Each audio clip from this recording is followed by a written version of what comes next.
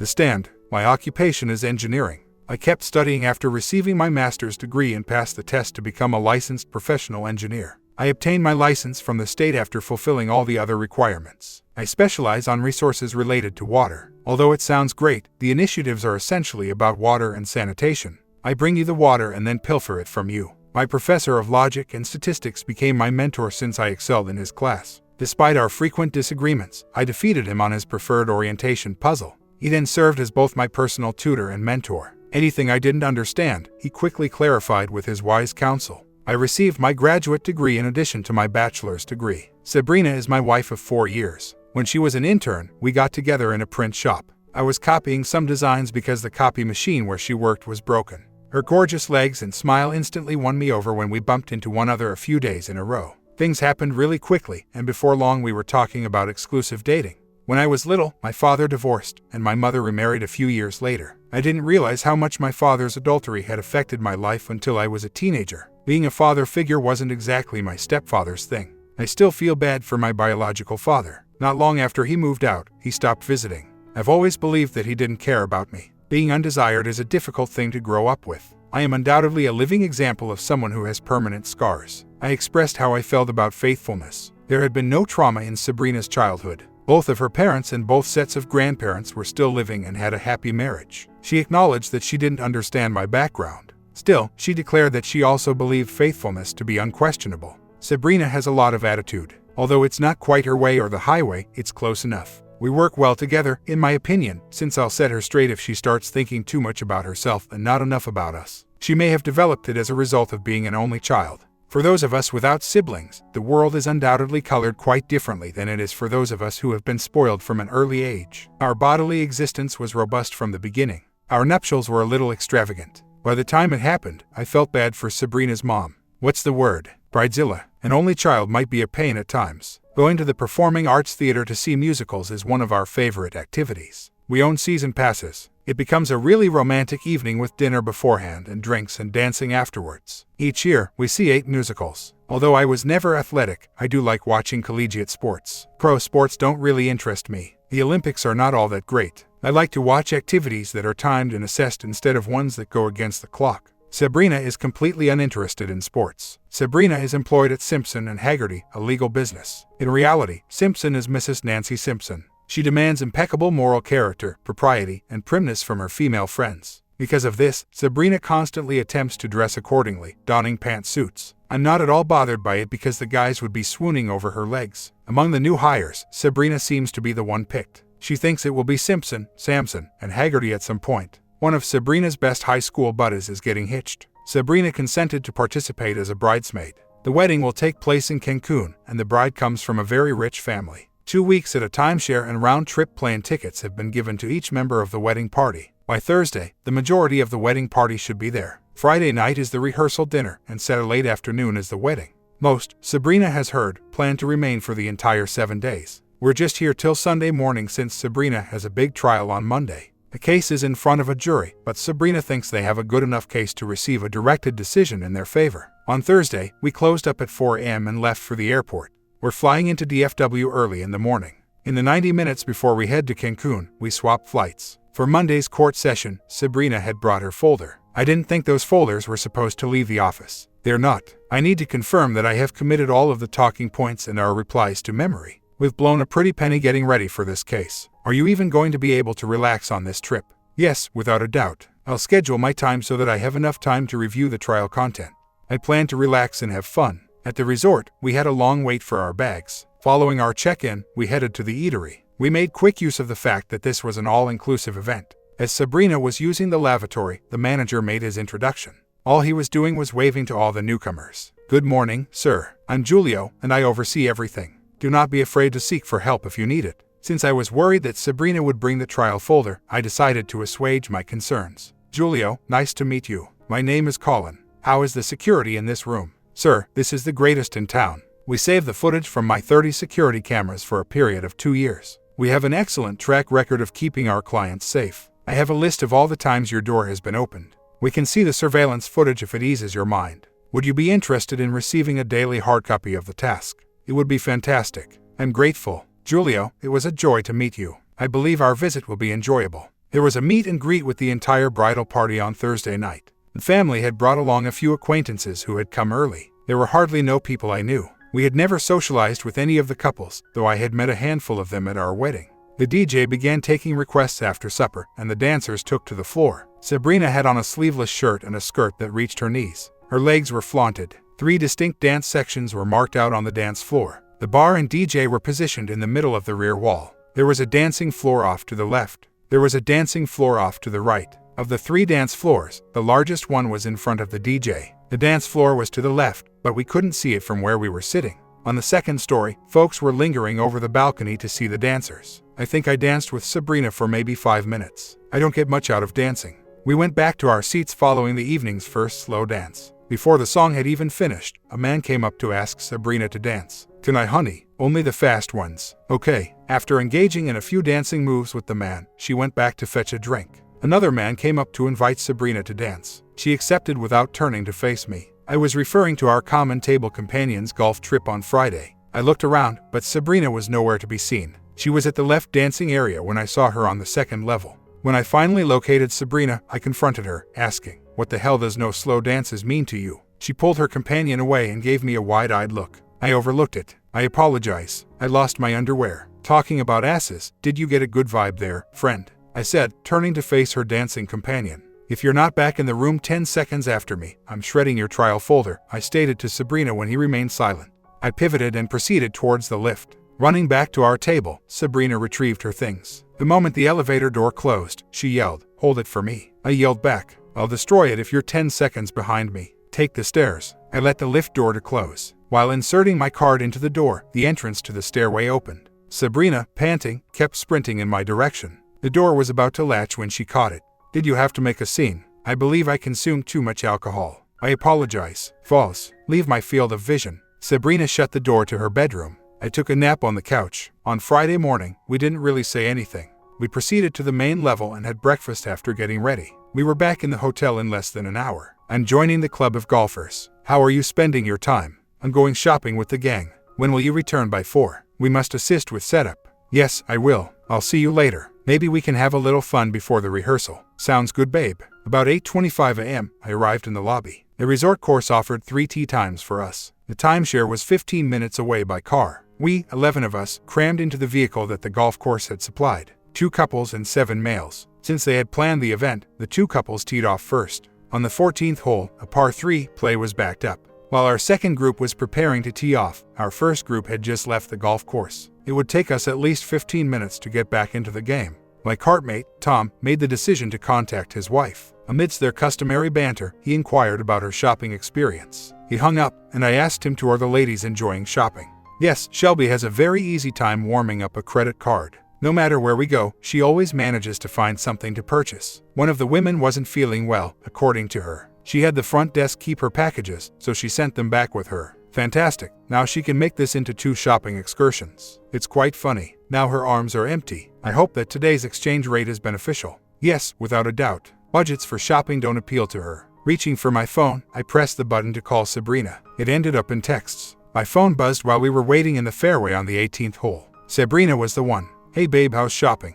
"We have just returned. I noticed you had phoned." "Yeah, we were backed up on the course, so I thought I'd see how shopping was going. I suppose I missed your call. You are aware of the noise levels in those malls. We just got off the taxi. When will you return?" "I'll be back in about an hour. See you shortly." I was seated in the vehicle returning to the resort when a text message came through my phone. "You can pick up your daily room log at the front desk." At the front desk, I picked up the envelope and followed the tiny crowd as they boarded the elevator. I took out the report and quickly skimmed it. I got off at the first stop and headed back down the stairs to the lobby. After a little delay, Julio approached the counter. "Julio, we met yesterday. I'm Colin." "Yes, sir, you are in my memory. Has your room activity report arrived yet?" I raised it. It revealed that the previous evening, my room's door had been opened 3 times. It displayed a wide range of timings for today. "Julio, would it be possible to view your security videos for a few of these?" "Absolutely, Colin. Come with me and we can watch them." It had to be the first 2 because we had gone out to breakfast this morning. That one was done. I departed for golf shortly after 8. The one at 8:45, I would assume, was Sabrina heading out to shop.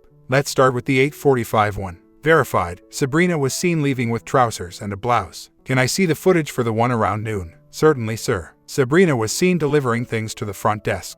It was 1:10 when she came into our room with another delivery. 2 minutes later, with only her room key in hand, she walked out without the package. My wife is that person. What about the ones at 2 o'clock? My pleasure, sir. All Sabrina had on was a long men's t-shirt with a 10 Kelvin race emblem.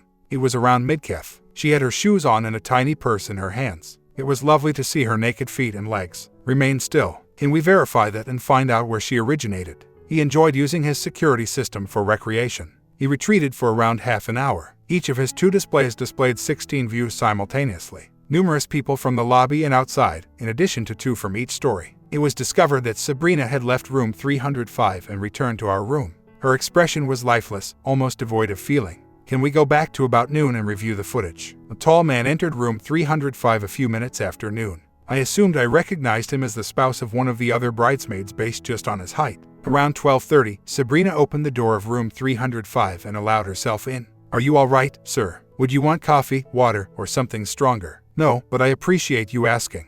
One more perspective. Is it possible for us to revisit the ones at 2 o'clock? We saw Sabrina in the t-shirt go into our room. She emerged a minute later, wearing a robe and holding a little bag. We observed her as she went back to our room after throwing the sack in the trash beside the elevator. I apologize, sir. Do you want me to print the still images of her going into and out of the rooms? I gave him a $20 bill. Yes, I will come get them from you later tonight. Please don't tell anyone about this meeting. You have my assurance, sir. I looked over the list of wedding guests. Dennis and Mary Lou Denton were in room 305. She was a maid of honor. I went trash diving on my way to the hotel and found the bag that Sabrina had thrown out. The t-shirt she had been donning was it. After stuffing it into my jacket, I went into our room. Hey hun, we've got time for a little fun before we head down for the rehearsal. When Sabrina opened the robe, her valuables were visible. My stomach won't let me, much as I'd like to, baby. I'm going to attempt to get some relief by sitting in the shower. Oh hun, I hate it. Hopefully, you feel better tonight. I was not going to settle for second-rate work. I might never tap her again, it dawned to me as I sat in the shower. There was no reason I could conceive of that would lead to anything other than a divorce. It seems like I could not control my growing wrath from getting the better of me. Someone's in a sour mood, Sabrina said as we were getting ready for the practice. Perhaps tonight I can help you feel better. I doubt it. She gave out a bewildered expression, but then ignored it.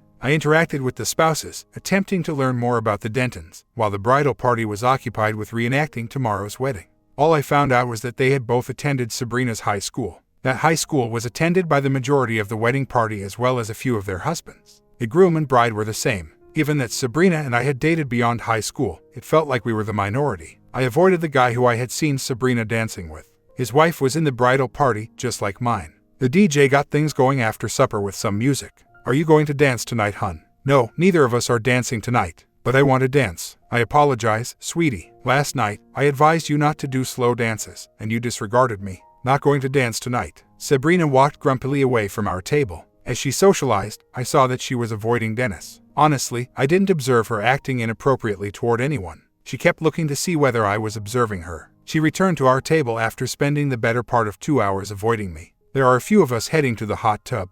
Would you like to go? We're not leaving. We've finished for the evening. Gather your belongings and let's go. Why the devil are you acting this way? I'm heading to the hot spring. I said get your stuff and let's go. My eyes exhibited an expression that she had never seen before. She was surprised by it. Everyone was staring at us. There was a great silence surrounding our table. With a shrug, Sabrina took up her purse and trailed behind me to the elevators. She questioned us fiercely when we returned to the room. What's your problem? What has become of you? It's not the woman who's gotten into me. I would like to know how many other times you have extended sloppy seconds to me. I would lock myself in the bedroom or run the danger of tumbling from the 5th floor balcony if I were you. Oh my God. Oh no. How did you manage? Allow me to clarify. With a quick glance back at Sabrina, I opened the sliding glass door to the balcony and said, shut the hell up. I moved to confront her, but she hurried into the bedroom and forcefully closed the door. I heard her pleading, Colin, please, can we talk? From behind the door. You're going to act normal during the wedding, but we are through. Avoid saying that. I cherish you. Shut up, woman. I slammed the bedroom door with my palm. We're done for now. Sabrina started crying. Quietly, I made my way out of the room to the foyer where I picked up the envelope Julio had left for me. I produced 2 copies of each photo using the business center's self-serve copy machine. I watched TV till 2 in the morning. The bedroom was the source of the wailing, which continued till midnight. It would be an understatement to say that Saturday morning was tense. I was quite specific in telling her to stop talking whenever she began. When we were not in our room, I made sure to always keep an eye on Sabrina. She began preparing for the wedding around midday. Several of the women were attempting to cheer up Sabrina after a short while with the bridal party. I hid in the lounge as the bridal party went about their prenuptial activities. Several of the wives had casually stopped over to check on things. I thought Sabrina was the one responsible. I switched to the red eye that departed for DFW at midnight during my leisure time. At last, Sabrina spoke during the cake and dance portion of the celebration after the ceremony. "Are we dancing this evening? Knock yourself out, but if I see the crap I witnessed Thursday night, your room key might not work." "That's all right. All I want to do is dance with you." We refrained from dancing. She was obviously eager to chat. I never permitted her since I knew there would be shouting and yelling involved. Every time I had a drink for Sabrina after the wedding, I would put a sleeping pill in it. She stayed till the couple said goodbye to the assembled guests. "I don't feel well. Can we return to the room now?" I packed after Sabrina went to sleep. I took the trial folder, her credit card, her driver's license, and her passport.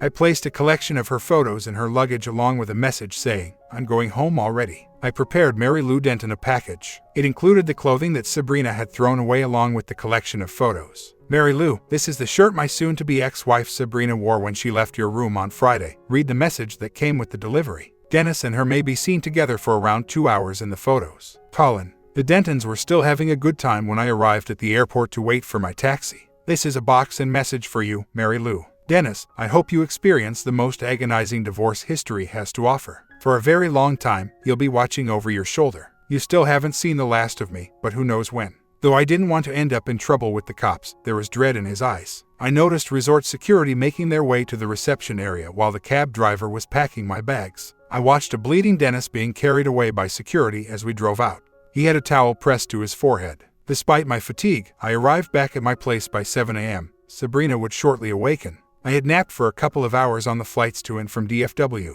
I started the coffee brewing right away. Since there wasn't much food in the refrigerator, I began eating energy bars and cookies for snacks. A text message asking "Where are you?" arrived, and my phone beeped. "In an hour, we have to get to the airport, right? Why did you not wake me up?" A smile slowly spread over my face. I estimated that she would poop her trousers in less than 10 minutes. That guess was correct. Though I let it go to messages, my phone rang. I listened to the voicemail. "Colin, I apologize. We can manage this. I'll give you a hall pass. 10 hall passes are permitted. Kindly have a conversation with me. I'm already home," I texted. "On the kitchen table are your trial folder, credit card, passport, and driver's license. When you go home, I won't be around." I started to count backwards from 20, but before I got to 0, my phone rang once again. Once more, I let it go to messages. The poison was oozing. "You bastard. Here, I'm at a loss. I have to be in court first thing in the morning." Too terrible, I thought to myself, and wrote an SMS. "I did not include you in my strategy. Are you able to connect with that?" "Well, hold on. You can, of course. Your afternoon pleasure was Friday at 12. Thoughtfully organized. I transferred the collection of images to my PC via scanning. Her husband's room and not her husband's room were the notes I added to a few. I forwarded them to Sabrina, being sure to CC every member of the bridal party. I forwarded them to Sabrina's parents as well. About 1 hour after her tantrum, Sabrina left a message that almost made me feel terrible for her. I mentioned almost. As she talked, she was crying so much that she was having trouble breathing. "I guess I'll have to wait until tomorrow to receive assistance with my passport. God, I fear I'll get fired. Please assist me. Take action." I took action. I removed the message. It was too horrible to hear. I responded with an SMS. "If you would like, I can give Mrs. Simpson the trial folder and a few photos." I had considered the possibility that I shouldn't have that folder. I thought this would be my pass to get out of jail. The text returned from Sabrina was that of a devastated lady. "Sure, please deliver these to her. I'm grateful. I didn't aim to do you harm. If only we could chat, please." I was certain solely about how to spell divorce. I had never really thought about the legalities involved in a divorce before today. I was worried that I might have to provide alimony if Sabrina lost her job. I made the choice to not show Mrs. Simpson the photos. I verified her address and then I took a drive over. "I apologize for bothering you on a Sunday, Mrs. Simpson. In Mexico, Sabrina and I were. Sabrina had issues getting her passport, but I'm back home. I should bring this to you," she requested me. "Enjoy a pleasant day." A few hours later, I received another text saying she put me on paid leave for a month. She said nothing at all regarding the photos. "Lost your husband, derailed your career, and lost the respect of your friends and family," was my prompt response. "For a brief moment only. How unfortunate. I had no clue what you meant when you said you were going to let your hair down. I suppose you demonstrated for me. I saved the photos in case things went south during our divorce. Please, Colin. Not a separation. I wish to keep you close. When are we able to speak?" I was getting angry just by messaging her. Adoring someone after you've messed up in your own bed is rather simple. I'm going to switch off my phone. Please arrive in 15 minutes. I'll give your words some attention. As promised, I switched off my phone. I decided to postpone packing and spend one more night in my own bed because I had initially taken Monday off. I listened to a couple more voicemails from Sabrina at dawn. They were taken from out of the cheater's manual. I made the decision to use the bed and breakfast method to find a place to stay. Near my workplace, I discovered one for around $350 per week, including expenses. Starting today, there was a period of 18 days accessible. To visit the location, I took a car over. Denise, the woman who represented the property, was a little reluctant but urged me to make a reservation because it looked fantastic. There was parking in the attached garage, and there was a hot tub on the back porch. In less than an hour, I returned with everything I would need for the next visit. To get what I wanted, I located a storage facility and made a couple more journeys back home. I took care to erase any pictures that showed my likeness. A unique sort of woman is required to rent out your home to total strangers. I spoke with Denise on Monday evening. In a few months, she will turn 50 and works from home. A few years ago, her spouse Roger perished in an automobile accident. Her 2 daughters are here. One is married, has no kids, and lives 1,000 miles away. Carrie, the other daughter, resides a short distance away. She has a 3-year-old kid and is divorced. On Tuesday morning, the scent of bacon welcomed me back. Denise had made a really good breakfast. I met with the divorce attorney over a long lunch. If Sabrina is back in town, he would file fast and have her served on Thursday. I began moving money, probably from out of the cuckolded spouse manual. The afternoon of Tuesday, Sabrina arrived home. She would not stop sending texts and leaving voicemails. I texted back after listening to them. You desire to speak. Could we get cocktails on Thursday night? Indeed. In what location are you staying? As far away as I possibly can. That made her stop talking. The rental arrangement only covered breakfast, but when I agreed to join Denise for supper, she appeared happy. She had become my counselor, whether she realized it or not. I needed to express my thoughts to her in order to have any hope of moving on, even though I didn't think she would have any solutions. It was really healing to have someone who both listened and offered insightful questions. Kathleen, her neighbor, joined us on Wednesday night. As outspoken as they come, Kathleen is a fervent follower of the Bible. Whenever I caught a glimpse of Denise, all she did was grin and shrug her shoulders. Kathleen said, "That was certainly different," when she departed. She is by herself. Her spouse is employed abroad. After 2 weeks at home, he leaves for 10. I hope the discomfort wasn't too severe. Not at all. Her voice is nearly hilarious. She suffers from severe reality problems. She does, really. I appreciate your perseverance. Pie with peaches. Carrie succeeded. I'd love some. I became increasingly familiar with Denise's family. Carrie had endured a difficult divorce. The granddaughter Celeste has Denise completely wrapped around her finger. By the time I located the table Sabrina was seated at on Thursday night, my stomach was in knots. Hello, Colin. How are you doing? I'm simply laid back. You? Destroyed. Earlier today, I received service. You were unable to wait till we spoke. What is there to discuss? I'm not interested in learning why you did what you did. You may have been doing it for the whole time we were married, for all I know. Do you really believe it will all work out if I have hall passes? Not a possibility. I'm not interested in having a rehabilitated lady for a wife, and I've never wanted a trash woman for a wife. In Cancun, it became quite evident that you are self-interested. You don't care about rules. To you, vows mean more than rubbish. What topic would you like to discuss next? Colin, I sent you a letter because I wasn't sure whether I could say what I needed to. I swear to you, even in the event of a divorce, that I will do every effort to regain your affection. I removed the letter from her shaky grasp. Maybe another man might have given in, but that man wasn't brought up the same way I was. I shoved the missive inside my pocket. If you have any issues with the terms of the divorce, I suggest you have your attorney contact mine. Colin, please, what will it take for us to get by this? A chrono machine. When you witness someone you love or have loved suffer, it completely breaks your heart. It was difficult, but I wasn't going to take her back. Every please, I responded with a firm no. When I arrived after 10, Denise was already there. Want to talk? Not at all. Yes, wait, I'm not sure. This is uncomfortable. This is the first question you must honestly respond to. Which is better for you, having her around or not? I happily welcomed the hug that Denise extended to me. I'm grateful. I'll think about it in bed. My tummy was twisted. I went to bed, but it took me until far after midnight to fall asleep. I left work early on Friday afternoon to see my old mater play in the NCAA tournament's opening round. At halftime, we had a comfortable advantage. Celeste had given me some entertainment. She has a cunning little gleam in her eye and is 3 years old. Without knocking, a chicly dressed woman entered through the front door. Her physical characteristics were quite ordinary, and she had a pleasing appearance. You look good wearing that costume. You have to be Carrie. Yes, I am. You have to be Colin. I am that. Your kid is a flirtatious little girl. She exudes a lot of energy. Mom says you'll be here for a further 2 weeks. It's not nearly 2 weeks. She is scheduled for another event. I've had so much fun that I've set up an additional 5 weeks for after her next guest. What are you watching? The competition for basketball. The second half is about to begin, so take a seat. Thank you, but no. It has never appealed to me to see males play with their balls. I would much prefer see a play or a performance. Do you want 2 tickets to the Performing Arts Theater's musical? They are scheduled at 7 p.m. tomorrow.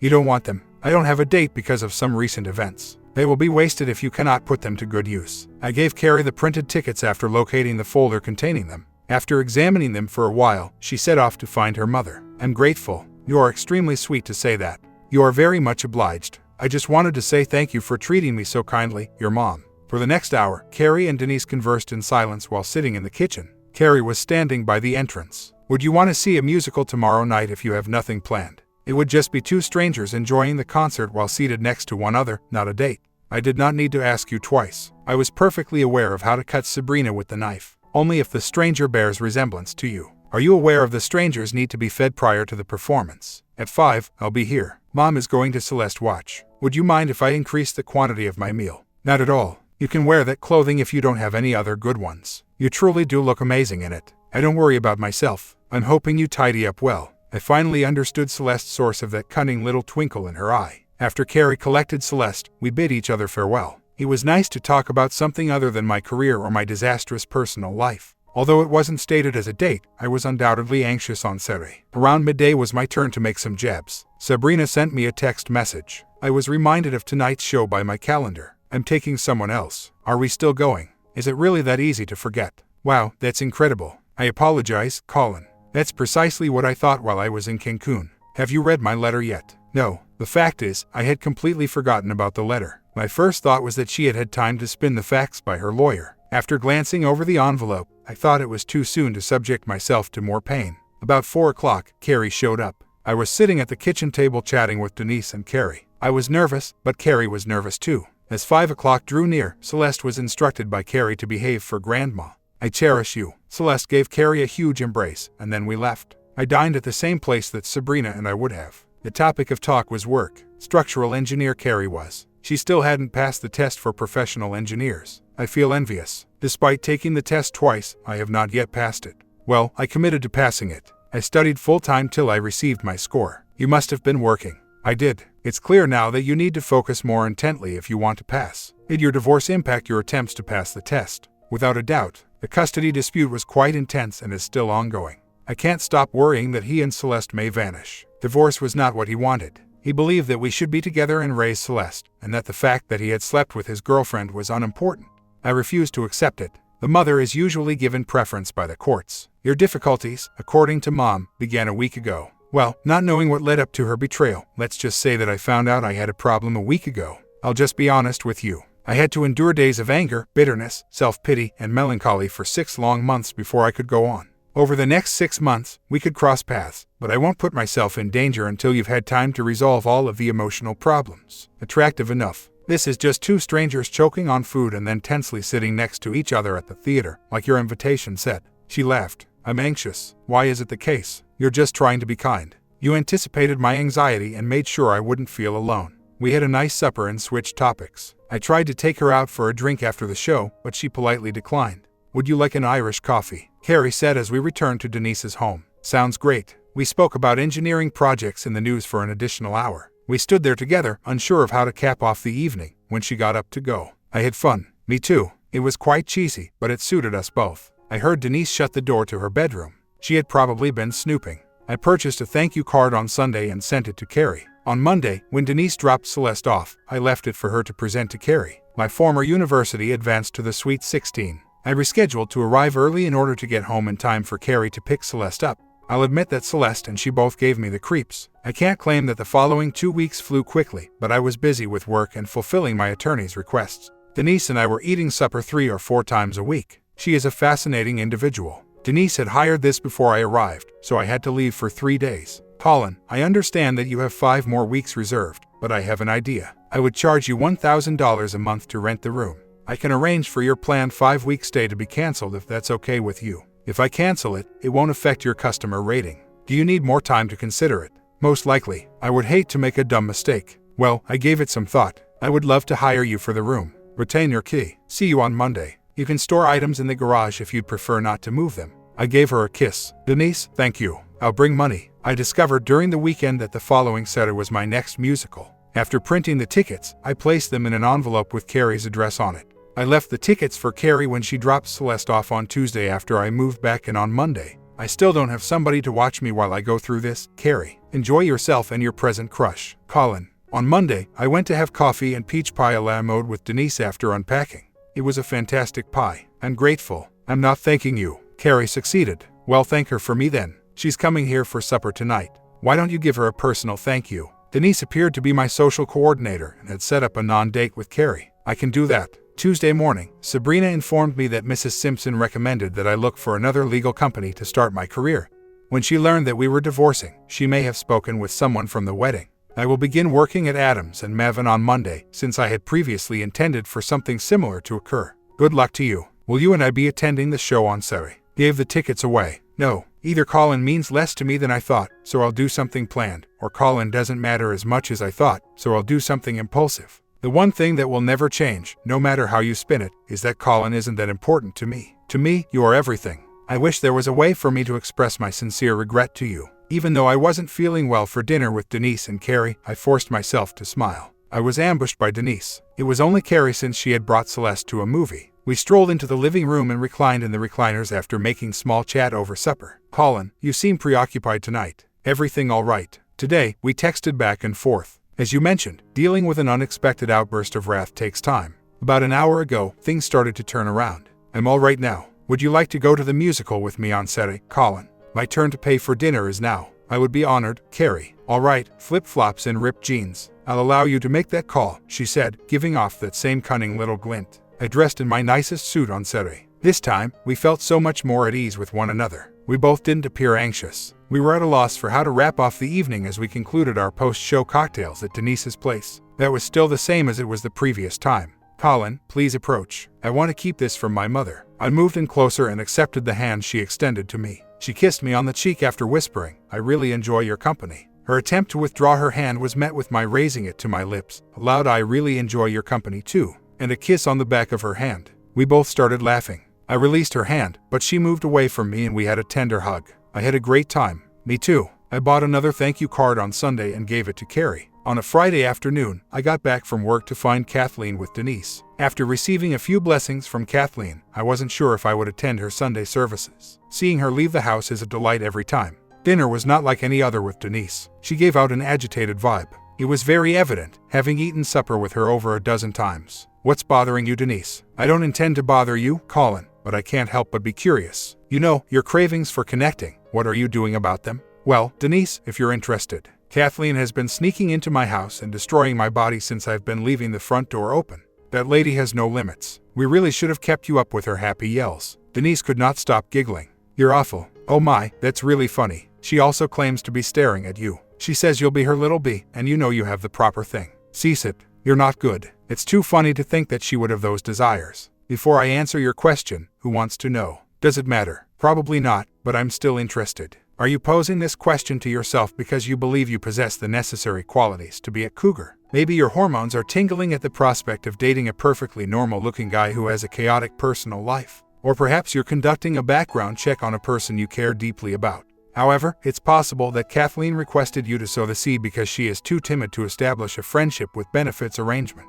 Between the laughs, well, it isn't for Kathleen. Then allow me to ask you. Roger passed away a few years ago. How do you manage your cravings? That is not the same. We raised two lovely girls while being in love. I find it repulsive to consider sleeping with anybody else. That hasn't changed thus far, but perhaps it will in the future. It's not that dissimilar. I was in love, and it ended as abruptly as a car collision. But unlike you, I experience contradictory feelings. Although I adore her, I detest her more. She shattered the mutual trust that makes a partnership work. I'm never going to get her back. Regretfully, I find it repulsive to consider having slept with anybody else. Though it hasn't changed yet, that will eventually change. Rising from her chair, Denise approached me from behind. She buried her head next to mine and put her arms around me. We were silent for a few minutes before she planted a kiss on my cheek.